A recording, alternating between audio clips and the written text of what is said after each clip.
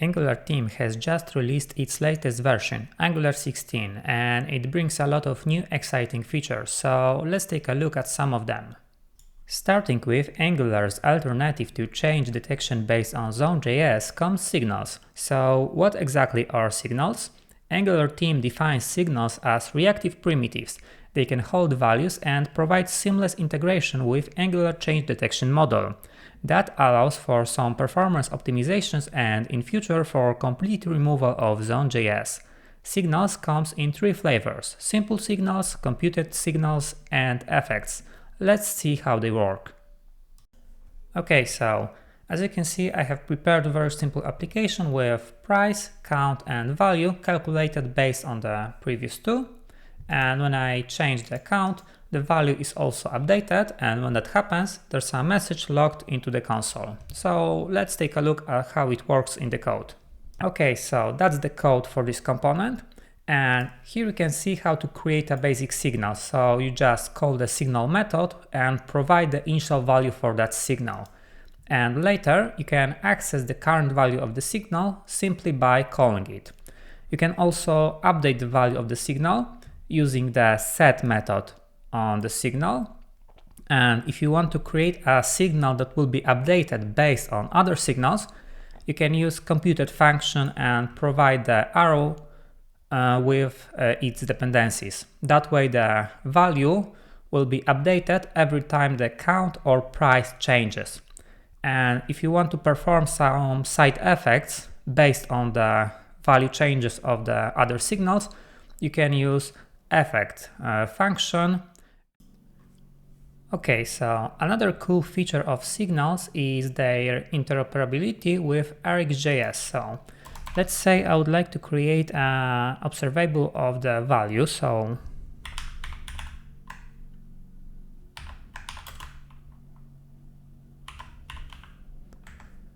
I'm creating an observable of number, and I'm using two observable function on the value signal. I can also move back to the signal from the observable. So value signal type signal of number is to signal this value observable.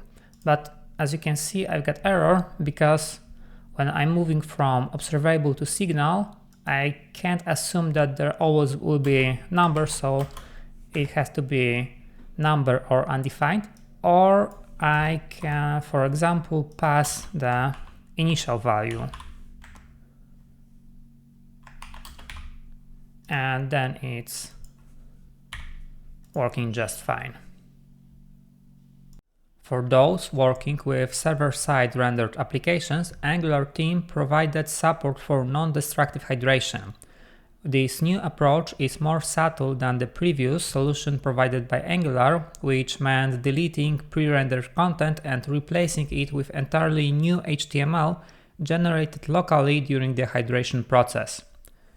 Now, pre-rendered parts of HTML won't be completely wiped, but rather enriched with some interactivity features. This change is significant, especially considering that Angular stands out from its competition in terms of SSR support. If you like recently introduced standalone components but still struggling to migrate your old applications to this format, Angular comes with a schematic that will allow you to do this with a single command.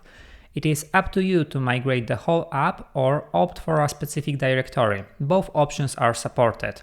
And if you are starting a new Angular project, you can add standalone parameter to start with a configuration that will default to the standalone components.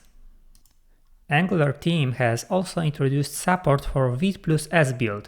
So if you want to check this functionality for yourself, all you have to do is change your Angular JSON configuration. And it seems like it might be worth your time because early tests showed over 72% improvement in code production builds. If you're a fan of Jest, then it's your lucky day because with this version, Angular introduced experimental support for Jest testing. So all you have to do is install Jest in your project and update your Angular JSON configuration. This version comes also with some quality of life changes, allowing for easier termination of subscription when components get destroyed. Okay, so what you can see in this component follows a fairly common pattern where you subscribe to some subject and want to terminate this subscription when this component gets destroyed. So what you had to do up until this point, you have to implement onDestroy interface, override the ngOnDestroy function in order to emit some value in internal subject destroyed, and use pipe and take until operator from RxJS to observe for this destroyed subject. And with no new version of Angular, all you have to do is use take until destroyed operator, and you don't have to implement onDestroy, you don't have to override ngOnDestroy function, and you don't need anymore this destroy subject. So yeah, this version really simplified this process. An ability to declare a required input on component is another small yet very useful feature introduced in this version of Angular. Okay, so as you can see here, I've got a very simple component with one input using a new feature from Angular, required inputs. So when I move to the parent component and remove this input binding, you will see that I've got error, and when the application is trying to build, I also got this error.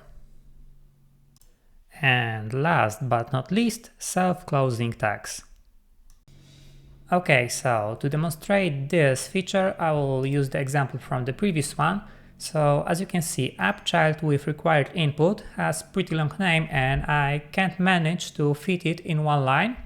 So from this version of Angular, I can use the syntax with self-closing tags. And right now, you can see that this is more concise, and at least for me, it is easier to read. Okay, so that concludes this video, and those weren't all new features introduced in Angular version 16, only the one I found the most interesting. So if you want to check all the new things that were introduced in this version of Angular, go to their website and see it for yourself. Thanks, bye.